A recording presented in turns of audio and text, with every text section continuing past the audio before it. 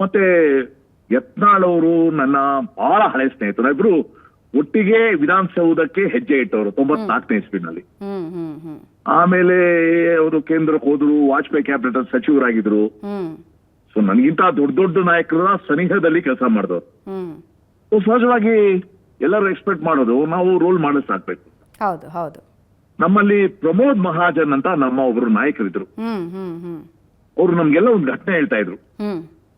ದಯವಿಟ್ಟು ಯಾವ್ದೋ ಒಂದು ಹೋಟೆಲ್ ಅಲ್ಲಿ ಕ್ಯಾಶಿಯರ್ ಮುಂದೆ ಒಂದು ಕೌಂಟರ್ ಬೋರ್ಡ್ ನೋಡಿದ್ರಂತೆ. ಬೋರ್ಡ್ ಏನಿರುತ್ತೆ ಅಂದ್ರೆ ಸಾಲ ಕೇಳಿ ಕಳೆದುಕೊಳ್ಳಬೇಡಿ, ಚಿಲ್ಲರೆ ಕೊಟ್ಟು ಸಹಕರಿಸಿ, ಈ ತರ ಇರ್ತದೆ. ಅರೆ ಪ್ರಮೋದ್ ಮಹಾಜನ್ ಹೇಳ್ತಾ ಇದ್ದಿದ್ ಬೋರ್ಡು ನೋಡಿ, ನಮ್ ಹೋಟೆಲ್ ಅಲ್ಲಿ ಇಡ್ಲಿ ತಿಂತೀರಾ, ದೋಸೆ ತಿಂತೀರಾ, ಪಲಾವ್ ತಿಂತೀರಾ, ನಮ್ಮ ಇಡ್ಲಿ ಮೃದುವಾಗಿದ್ರೆ, ಮಸಾಲೆ ದೋಸೆ ಗರಿ ಗರಿ ಹಾಕಿದ್ರೆ, ಪಲಾವ್ ರುಚಿಕರ ಇದೆ, ದಯವಿಟ್ಟು ನನಗ್ ಬಂದು ಹೇಳ್ಬೇಡಿ, ಊರವರೆಗೆ ಹೋಗಿ ಹೇಳಿ, ನನ್ನ ಹೋಟ್ಲಿಗೆ ಹೆಸರು ಬರುತ್ತೆ. ಇಡ್ಲಿ ಗಟ್ಟಿ ಆಗೋಗ್ಬಿಟ್ರೆ, ಚಟ್ನಿ ಹಳಸೋಗಿದ್ರೆ, ದೋಸೆ ಕೆಟ್ಟೋಗಿದ್ರೆ, ಪಲಾವ್ ಹಳಸೋಗಿದ್ರೆ, ದಯವಿಟ್ಟು ಊರವರೆಗೆ ಹೋಗಿ ಹೇಳ್ಬೇಡಿ, ನನಗ್ ಬಂದು ಹೇಳಿ, ನಾನ್ ಸರಿಪಡಿಸ್ಕೊತೀನಿ. ಇದು ನಮ್ಮ ನಾಯಕರ ಒಂದು ಮಾರ್ಗದರ್ಶನ ನನ್ಗಾಗಿತ್ತು.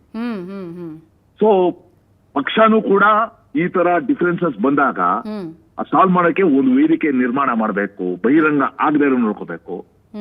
ಮತ್ತೆ ಹೆಚ್ಚಿಗೆ ಎಲ್ಲಕ್ಕಿಂತ ಹೆಚ್ಚಾಗಿ ನನಗೆ ನನ್ನ ಪಾರ್ಟಿ ಇದು ಶ್ರೇಷ್ಠತೆ. ಪಾರ್ಟಿನೇ ನಮ್ಮ ಪಾರ್ಟಿ ಬಗ್ಗೆ ಹೇಳಿದ್ರೆ ಪಾರ್ಟಿ ವಿತ್ ಡಿಫರೆನ್ಸ್ ಅಂತ, ವಿತ್ ಡಿಫರೆನ್ಸ್ ಅಂತ, ವಿಭಿನ್ನ ಸಂಸ್ಕೃತಿಯ ಪಾರ್ಟಿ ಅಂತ.